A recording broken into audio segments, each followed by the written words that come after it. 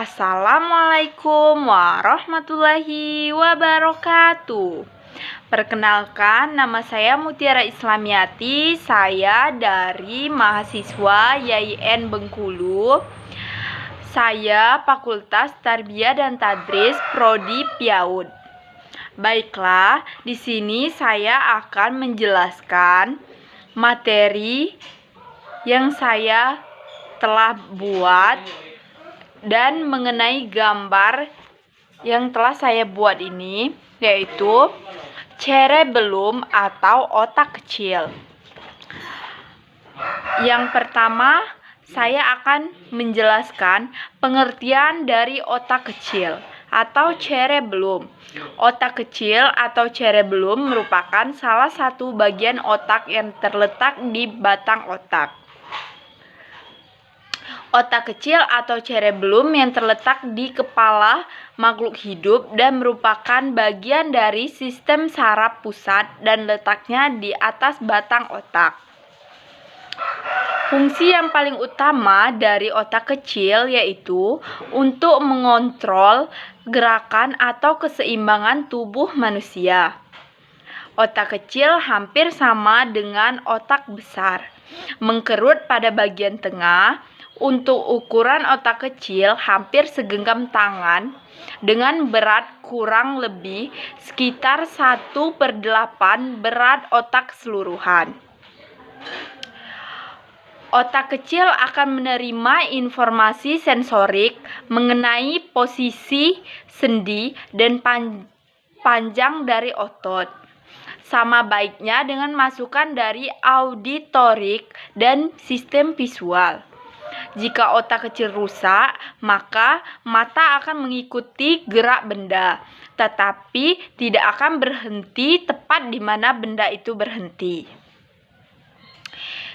Selanjutnya, fungsi otak kecil atau cerebellum sebagai pengontrol gerakan dan keseimbangan tubuh manusia, yaitu gerakan tubuh secara dalam kesehariannya. Misalnya, memberi perintah untuk berjalan dan berlari, dan untuk melakukan keseimbangan tubuh manusia untuk selalu dapat berdiri dan menahan berat tubuh. Selanjutnya, fungsi otak kecil yaitu dapat melakukan pengendalian otot untuk pergerakan tubuh. Fungsinya adalah melakukan perintah terhadap kerja otak dan sendi untuk menjalankan tugasnya dengan baik dan menjadikan tubuh bisa bergerak bebas tanpa adanya rasa sakit. Selanjutnya, sebagai pengatur postur tubuh dan gerak bola mata, manusia bisa berdiri tegap sebab perintah dari otak kecil. Bola mata bisa bergerak seperti melirik. Hal itu adalah tanggung jawab dan dikontrol oleh otak kecil.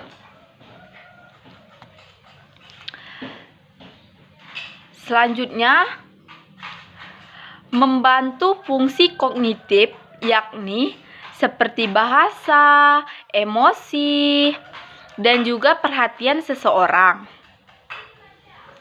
Otak kecil mempunyai peranan atas sebuah ungkapan bahasa dan emosi. Ungkapan bahasa dan emosi menjadi suatu yang dapat dipahami oleh orang lain dan juga merekamnya dan dari pengalaman atau peristiwa yang menjadi perhatiannya. Selanjutnya, sebagai pengatur gerakan dan informasi dari rangsangan supaya bisa melakukan gerakan yang tepat. Sel-sel pada otak kecil sebagai pengatur supaya tubuh melakukan hal yang tepat di semua keadaan. Misalnya, menghindar dari cahaya, tersenyum pada saat bahagia. Selain mempunyai peran penting untuk mengatur sistem motorik, otak kecil juga memiliki beberapa fungsi kognitif, seperti bahasa yang sudah dijelaskan terlebih dahulu tadi, bahasa emosi, dan perhatian seseorang. Selanjutnya, struktur otak kecil atau cerebellum.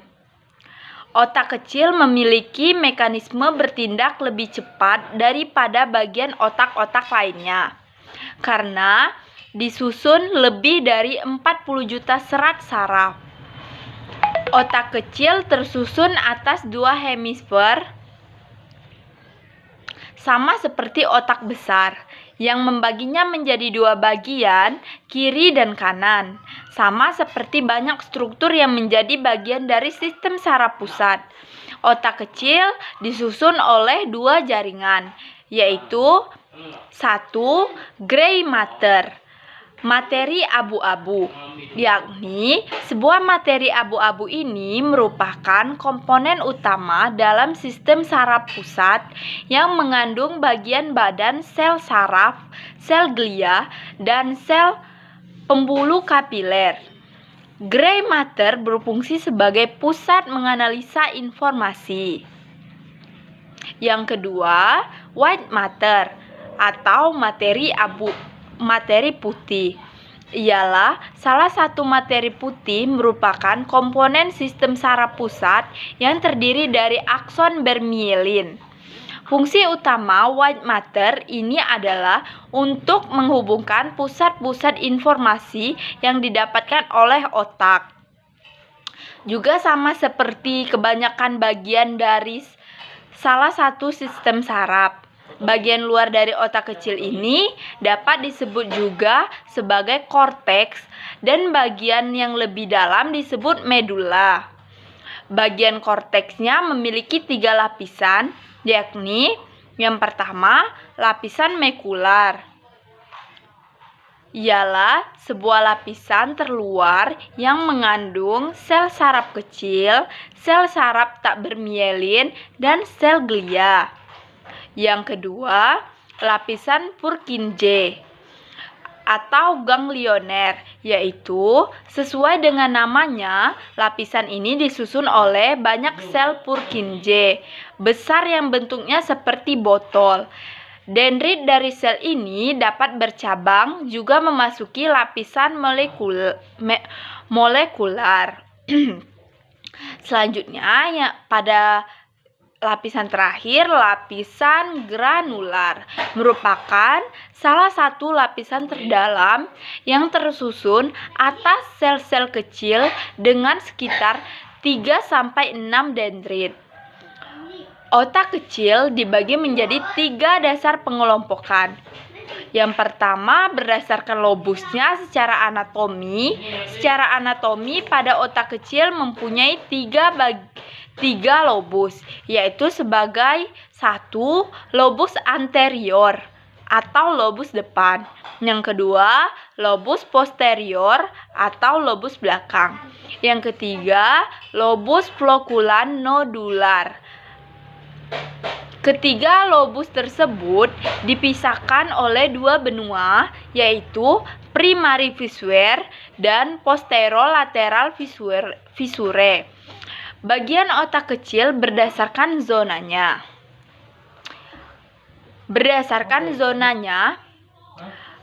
Yaitu vermis, yaitu sebuah zona yang memisahkan otak kecil menjadi 2 hemisfer, kiri dan kanan. Selanjutnya zona intermediate, dan yang terakhir lateral hemisfer. Di antara zona intermediate dengan zona lateral hemisfer ini yang tidak memiliki sebuah perbedaan secara strukturnya. Selanjutnya,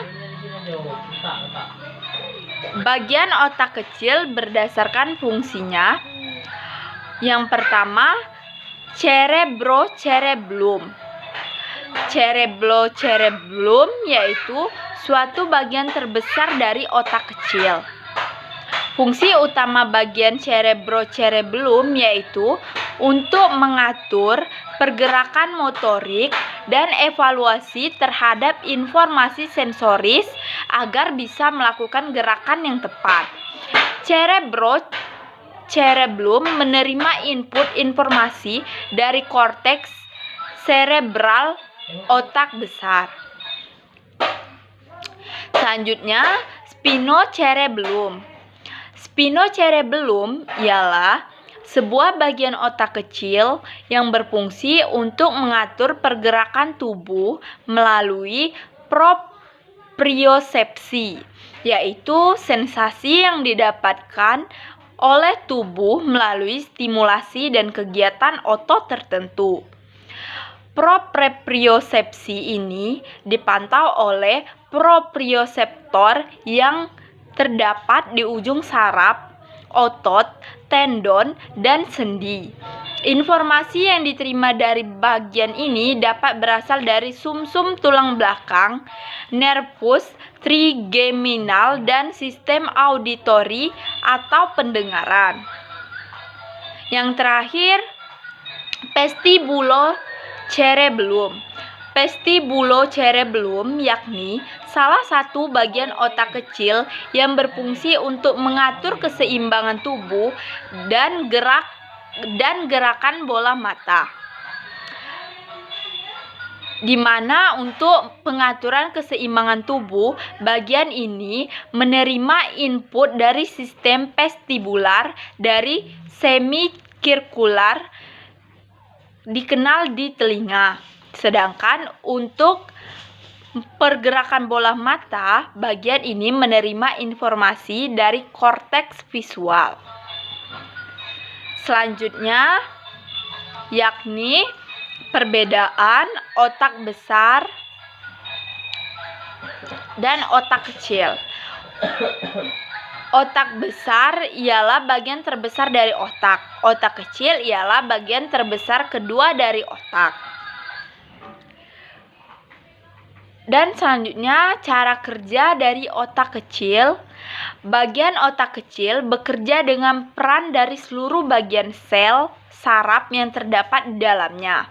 Bagian terbesar dari otak kecil, cerebellum, menerima informasi tentang gerakan yang diinginkan dari kontraksi otot.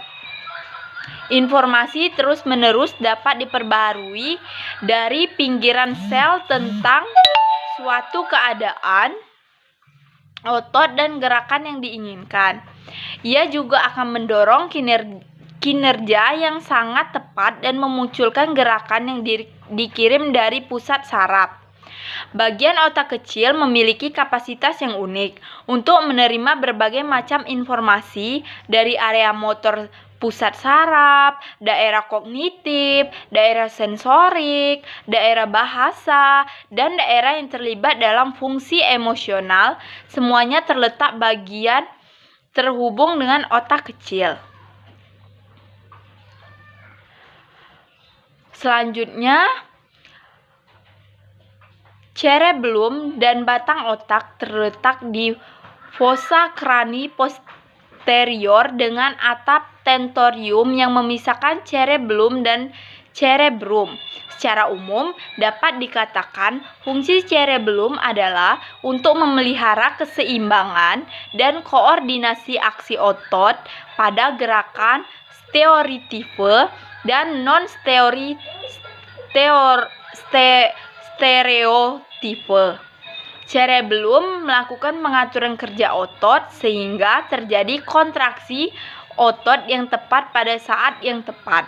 Hal ini terutama penting pada gerakan involunter sehingga lesi cerebellum menyebabkan gangguan fungsi otot tanpa paralisis volunter. Ukuran cerebellum pada manusia berkembang dibandingkan vertebrata lain, di mana pada manusia hal ini perlu pengaturan gerakan yang membutuhkan ketelitian. Letaknya di belakang pons dan medula oblongata pada fossa crani posterior dan di atas tertutup oleh tentrium cerebelli. Dia terletak di bawah lobus occipitalis cerebri. Cerebellum terpisah dengan cerebrum oleh sebuah alur melintang visura transversa.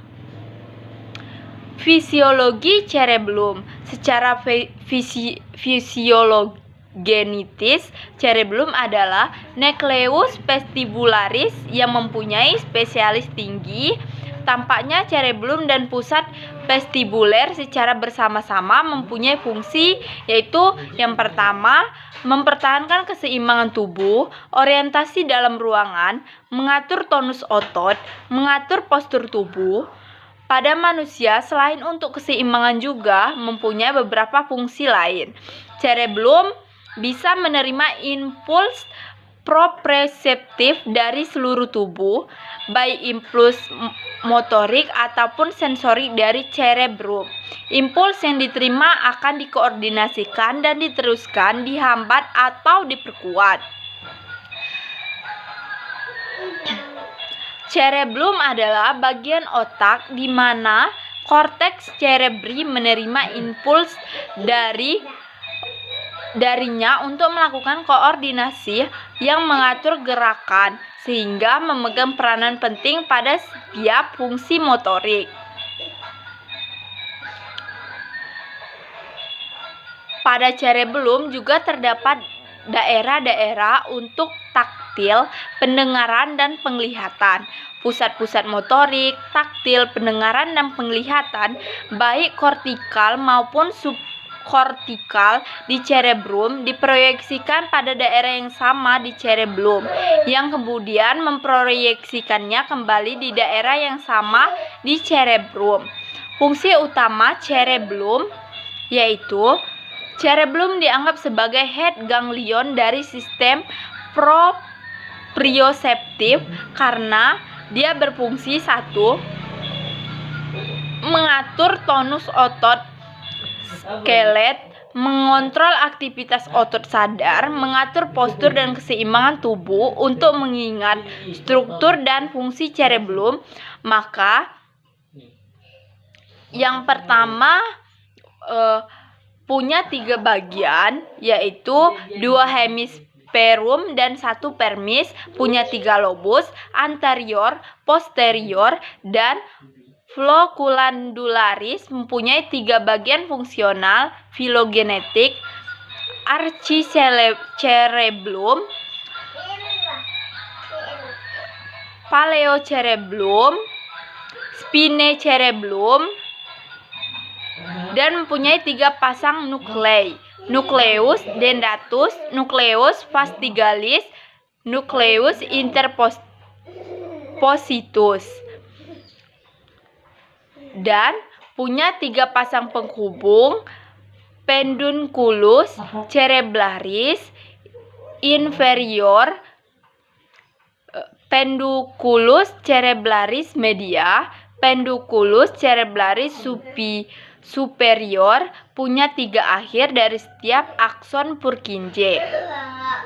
Pada nuklei cerebellum, pada nuklei vestibularis, pada neuron Purkinje kontralateral. Secara histologis dari korteks cerebri menunjukkan bahwa impuls yang masuk akan diperkuat dengan cara avalanche conduction. Pada umumnya, cerebellum, fungsi utama cerebellum adalah untuk mengintegrasikan dan mengkoordinasikan reaksi somatik.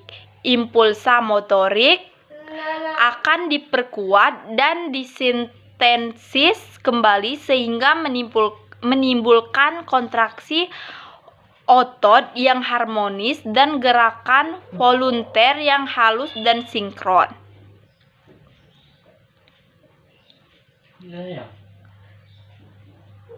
Dan bentuk dari cerebellum oval dan mengkerut di bagian tengah.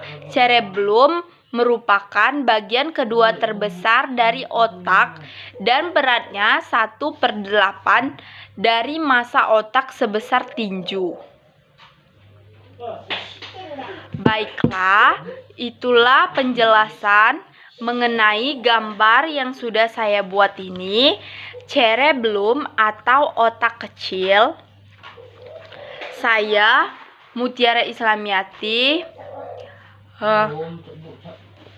berterima kasih kepada semuanya yang menonton video saya. Semoga bermanfaat. Wassalamualaikum warahmatullahi wabarakatuh.